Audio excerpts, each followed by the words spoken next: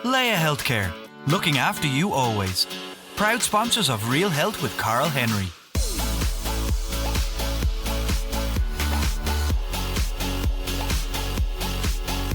Hello and welcome to Real Health with me, Karl Henry, in association with Leia Healthcare. Folks, these are unprecedented times. We've had mental health, we've talked about breathing, and we've even discussed staying healthy with children in the household. We talked to the Minister for Health as well. This week, it's a little bit different. I want to talk about food, the immune system, and how important nutrition is over the course of the next couple of weeks and possibly months. I'm delighted to be joined by dietitian, friend, and gut expert, Paula Mee. Paula, welcome back to Real Health. Paula, how are you? Thank you. Very good. You're safe and well, I hope? Yes, I am to date, which is great. And I'm enjoying the sunshine and being at home, not having to travel too much. And yeah, I think you need to put a positive spin on things, really. It's giving me a lot of headspace, doing a lot more yoga, and getting out every evening for a walk, which is great. Okay, fantastic. Well, you sound positive and empowering as always. You're always great to chat to because you're always super positive. Tell me about gut reaction and stress to start with, I suppose. The last time we were chatting, we kind of got into this as well. So tell us more about how the gut reacts to stress, and people are very, very stressed all around the country. Yeah, absolutely. I suppose if we maybe introduce it through the immune system first, that might be of interest, particularly in the present climate. And one thing that we know is the immune system is very, very complex.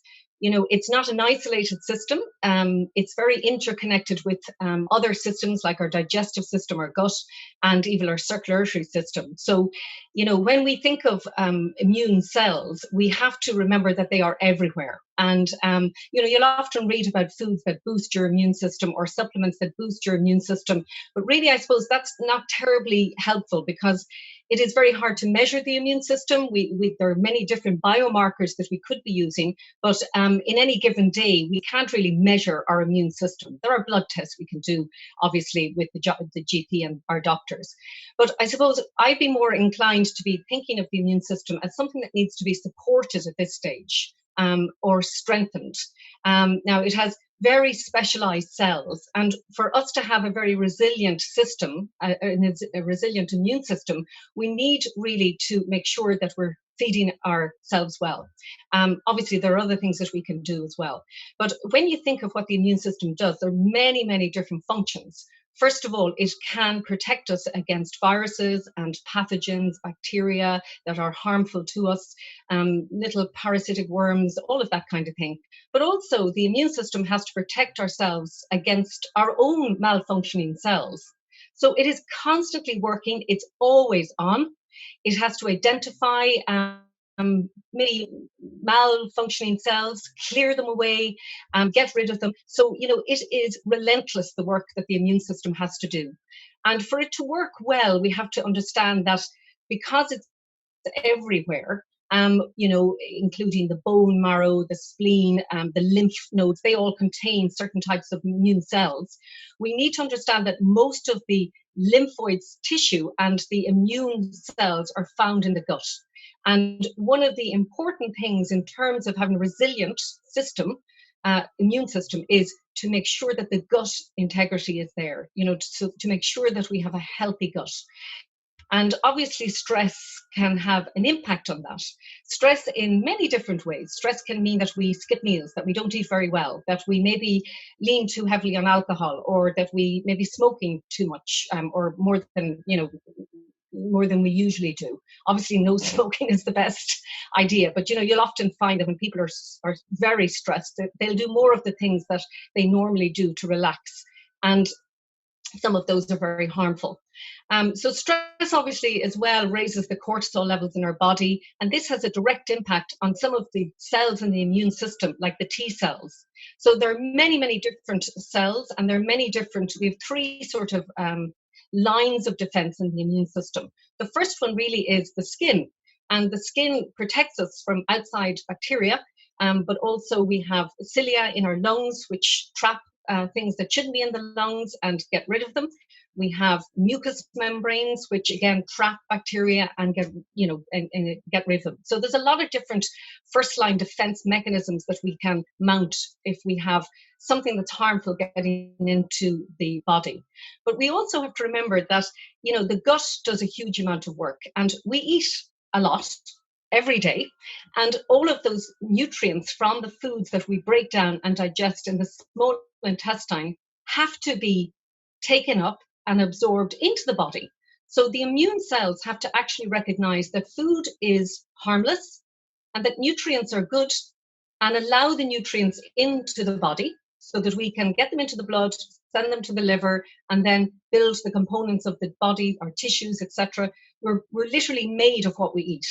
So all of the tissues, all the cell repair has to be replenished on a daily basis by our carbohydrates, fats, our proteins, in particular for the immune system, and all of the vitamins and minerals that we need for health.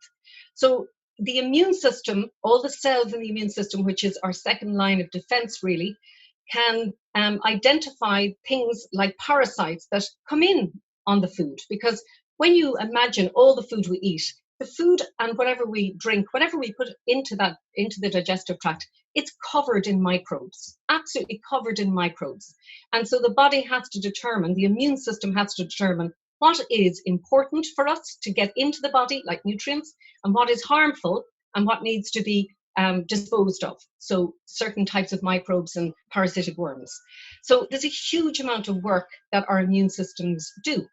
And when you also think of it, I suppose it's interesting that there are microbes on the food, but there are also a lot of microbes further down the digestive tract, and that's called our microbiome. It's a collection of microbes which are there, and if the balance is right, they can do a lot to talk to our immune system, alert it when there is inflammation necessary.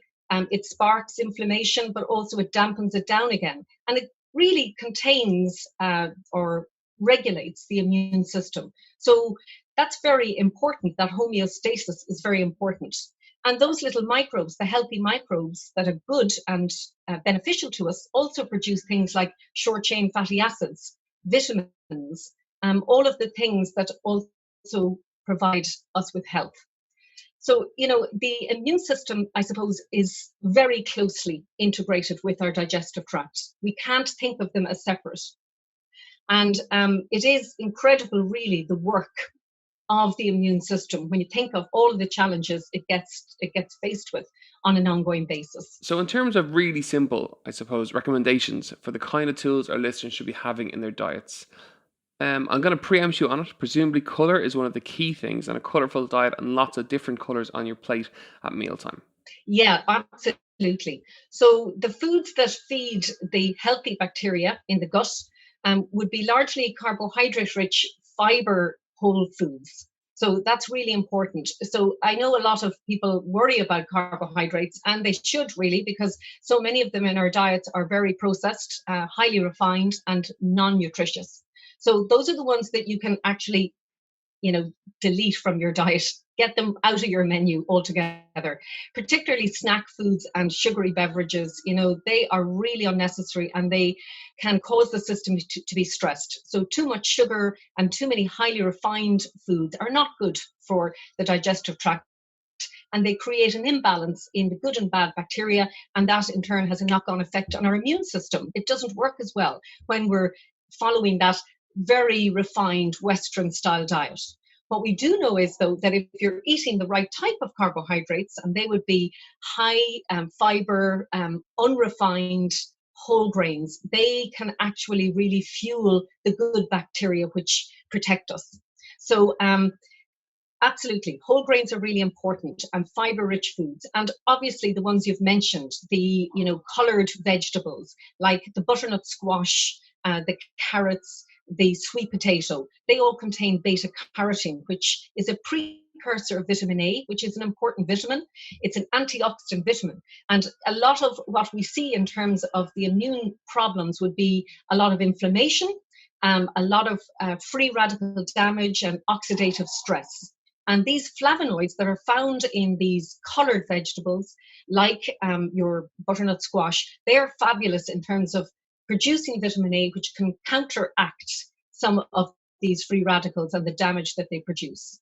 So there are other things as well, like the green vegetables, which are really, really important, like broccoli, spinach, those types of vegetables. Again, they're full of fiber, which feeds the good bacteria, but also contain a whole a whole range of different vitamins, particularly vitamin C. And vitamin C is really important for the integrity of the mucosal lining. So it's a thin lining in the gut. It has to allow nutrients in, but we have to make sure that it is, intact, and that it isn't leaving gaps to allow toxins to get into the body, which can cause damage and inflammation. So green vegetables, your brightly colored vegetables like your orange and yellow vegetables are brilliant. The ones that are high in vitamin C would be usually things like citrus fruits as well, and all sorts of little peppers, green peppers, red peppers, they're brilliant too. Okay, because people always go to oranges for the vitamin C as this kind of thing, but you're saying green veg, colored veg. Yeah, yeah, lots of vitamin C, and yeah, peppers. If you can produce, ratatouille type dishes, not only are you getting maybe the peppers, but you're also getting the aubergine, which again is a different type of flavonoid, and lots of beta carotenes maybe in carrots, and so try and vary your vegetables, whether it's a stir fry, whether it's a soup. And add in, of course, all of the good things like maybe lots of extra garlic at this time. So, those types of spices, which are very good for us, they have antimicrobial aspects associated with them as well, particularly garlic. The allicin in garlic can be protective. And the other nutrient that's really interesting is vitamin D, and that has a real important function in our immune boosting or our immune supporting system. So vitamin D, it's very difficult to get, as you know. It's not found in many foods. Oily fish would be a good source, so salmon or sardines. But we don't find it elsewhere in many different foods. You can get a little bit in egg, a little bit in mushrooms, so they'd be good foods to include. You can also maybe get a little bit in fortified products like fortified dairy. That has some vitamin D. We're expected, I suppose, to get a little bit from the action of sunlight on our skin, but because we are all minding and watching our skin, we don't really rely on that way to produce vitamin D. And so if you're not eating oily fish every week, you should be really monitoring your blood vitamin D levels and just see whether you might need to supplement or not. Okay. And in terms of carbohydrates, I suppose most people are obviously thinking bread, pasta, spuds, and rice. Is it true to say getting more colourful versions of those is important too, such as sweet potatoes, brown pasta, brown rice, whole grain bread? So again, it's more colours than bland foods. Yes, absolutely.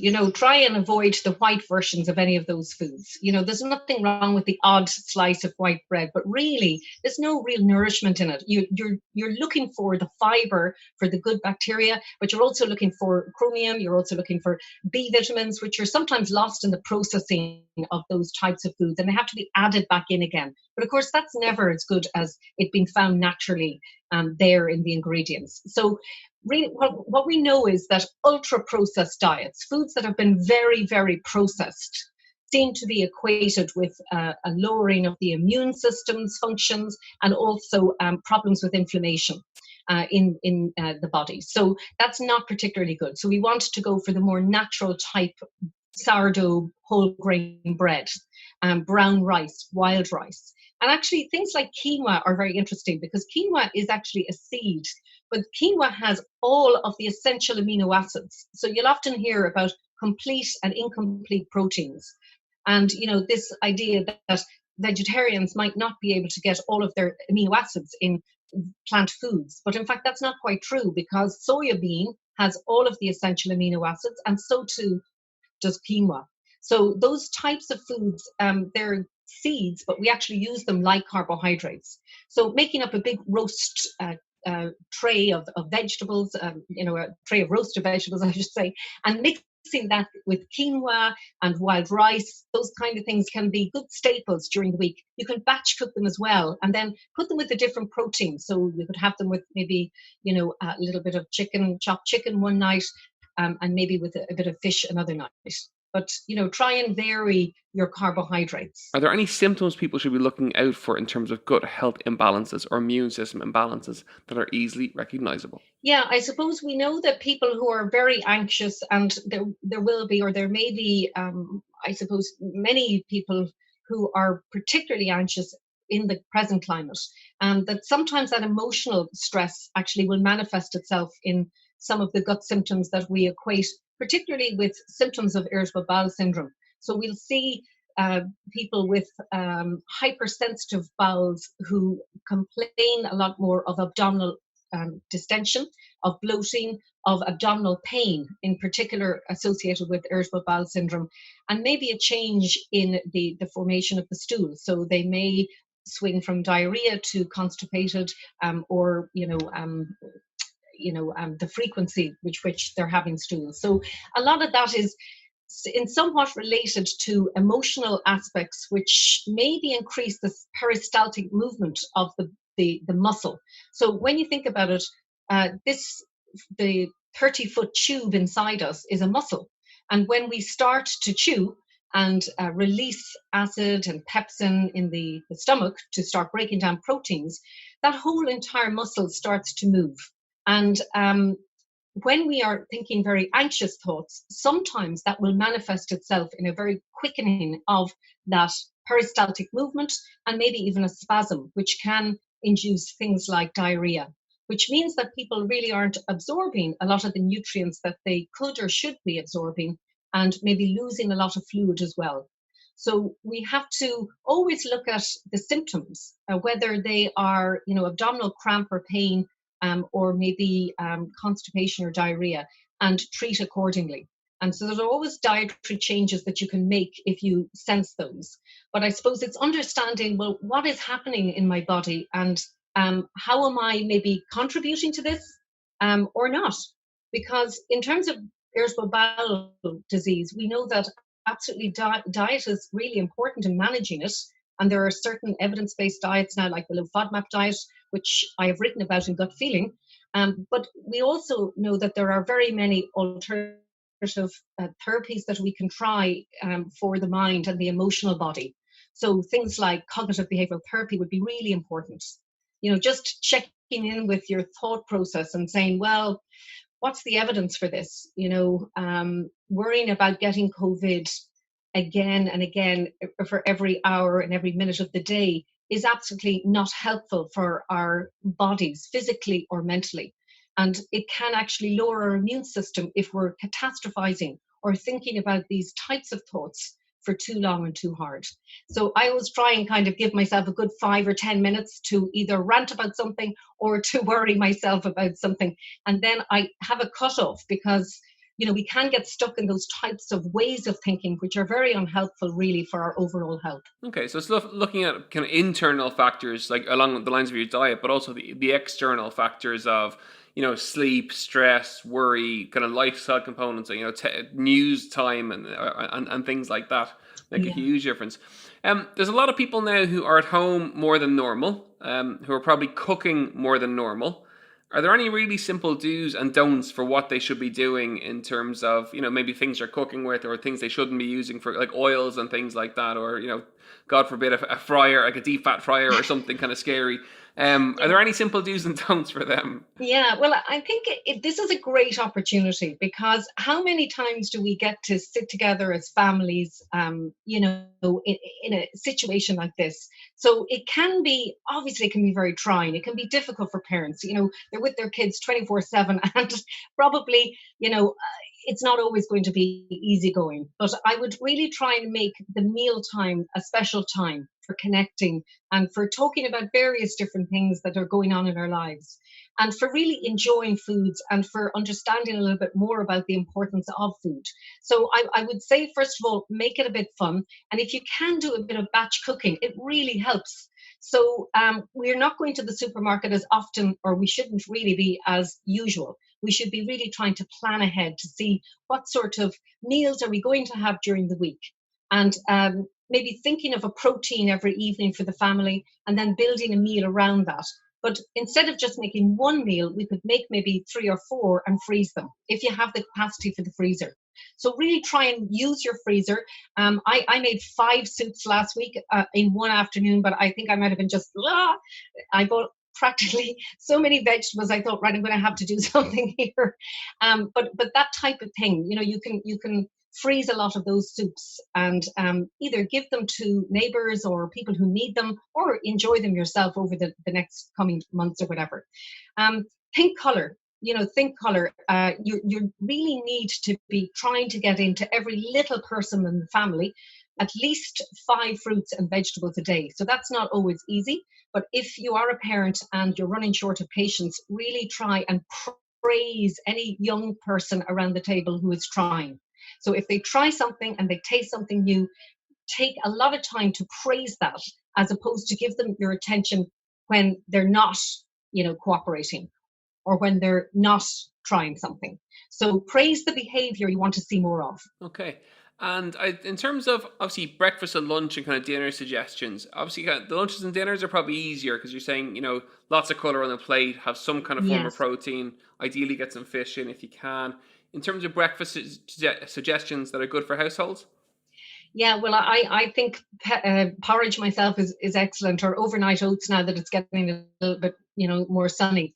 But, instead of just having the porridge and my blueberries and my natural yogurt, I'm now adding in a little bit of ginger every day. So I just get the microplane and I just plane in a little bit of ginger every morning.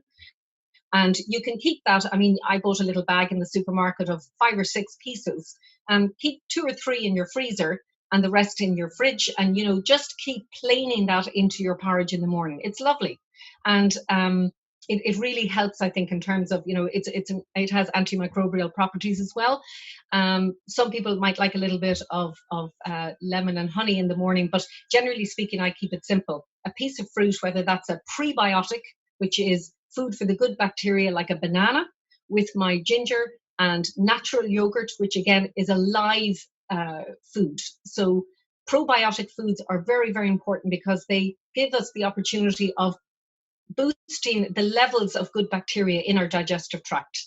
And so if we have more of the good guys, they obviously compete for food, for nutrients, with the bad bacteria. And if we can make sure that we're boosting the levels of the good guys on a daily basis, that hugely helps, again, in terms of the balance and maintaining that as we go.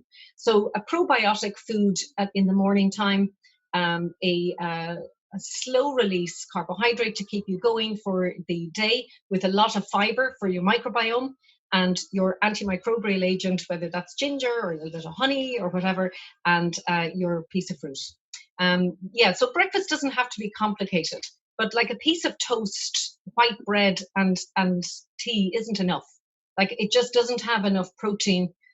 It's not sufficient. It's not an ample enough breakfast, particularly for young people. So they need the protein. So whether that's nuts or seeds, or maybe an egg in the morning, if you can get a vegetable in the breakfast, that's brilliant. So some spinach, just rest it on top of your poached eggs, just let it rest there.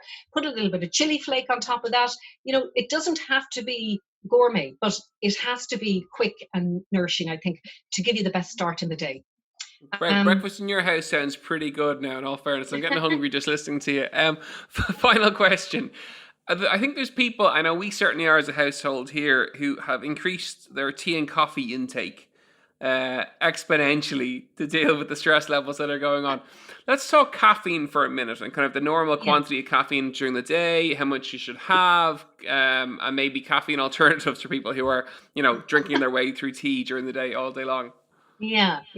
Well, we don't have a recommended intake for caffeine, and there's no RDA, or there's no real threshold, except for if you're a pregnant woman, or maybe you've had a history of miscarriage, or you have high blood pressure. Then there are restrictions in terms of caffeine.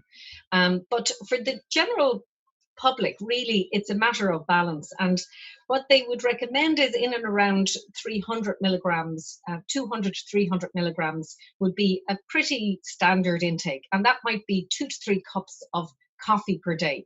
Now, a lot of us probably wouldn't reach that. But again, at times like this, as you said, it's a crutch. But to be honest, if you're drinking good coffee, there's a lot of strong and good antioxidants found in the cocoa bean. So, that in a way is not the worst thing that you could drink.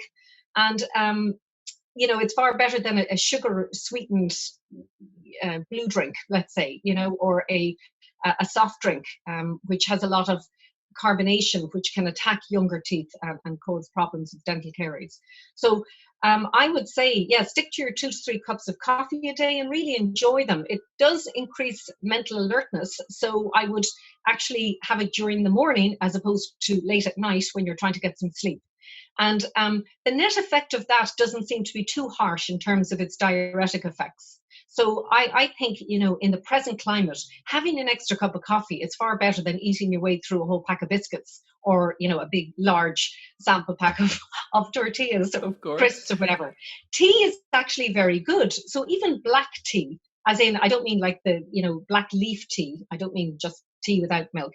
But black tea, green tea, red tea, white tea, and herbal teas, all of them actually have health benefits associated with them. So there are lots of flavonoids in green tea in particular, and that would be obviously the best one to choose, or so rooibos I call it, but I'm sure I'm not pronouncing that right. Rooibos, yeah. Yes, which is my particular favorite. It's red bush tea from South Africa, and I really like the taste of that. So those types of antioxidant rich type teas can be very useful to us as well. Herbal teas, of course, if you are sensitive to caffeine, and some people are, they know themselves, if they've had a couple of cups of coffee back to back, they'll get jittery, and they'll get the very opposite effect to the one we want, which is to be alert and, to perform well. They'll actually get very anxious with too much caffeine, and so that's not good. So they would be better advised to maybe take a herbal tea at this stage. Something like peppermint is quite soothing, and then something that could be I suppose soothing in the evening, something like chamomile might help to sleep. We're going to have lots of happy listeners, Paula. I can guarantee that after that advice. Listen, I'm very glad to call you a friend. When we bring real experts on the show, I say very little. I just very much host the conversation, and the expert fills the air with really good content. And you've very much done that for us today. If people want to find out more about you, you've lots of books out. I know that. Tell us what the books are and where they can find you on social media as well. One here. And this is actually based on the traditional Mediterranean diet. It's called Mediterranean mood food. But in fact, it's quite an anti-inflammatory type diet. And that's the one thing we do know about the immune system. It's not about one nutrient, and it's not about 1 or 2 foods that will boost your immune system. It's about a pattern of eating and an anti-inflammatory a pattern of eating, a bit like the one that's described in this book. So obviously diet is one pillar of health, but if you're looking for any recipes, Mediterranean mood food will give you a whole host of soups, light lunches, salad jars, evening meals, whatever you need. Great. And in terms of social media, you on Instagram, Twitter, any of that? I'm very bad on all of them, I have to say. I think it's I think it's something that you have to love, and I have to say I struggle a bit, but I do from time to time engage on social media. So if you look up Paula Mee Nutrition on Facebook, I'm on Instagram as well. I think it's Paula Mee Nutrition again. But yes, certainly log on to my website if you need to. And generally speaking, I do participate from time to time. I am going to have to increase my presence. Well, you've such good content that it'd be a shame not to get it out there. Thank you so much for joining us on Real Health. Thank you, Karl. Folks, that's it for another episode of Real Health with me, Karl Henry, in association with Leia Healthcare. Thank you so much for joining us, Paula. Folks, I hope you enjoyed that. I've known Paula for a very long time. From the very start of my career, about 20 years ago, we've been working together. She is the go-to person when it comes to food in Ireland and nutrition. There's no doubt about it whatsoever. As ever, you know where we are. It's Real Health at independent.ie. It's at Karl Henry PT on Twitter and on Instagram. Come find us, come send us some questions and suggestions if you have any of those. Above all, stay safe over the course of these weeks and months. Mind yourselves, mind your stress levels, and eat really, really well. Till next week, slán go fóill. Leia Healthcare, looking after you always. Proud sponsors of Real Health with Karl Henry.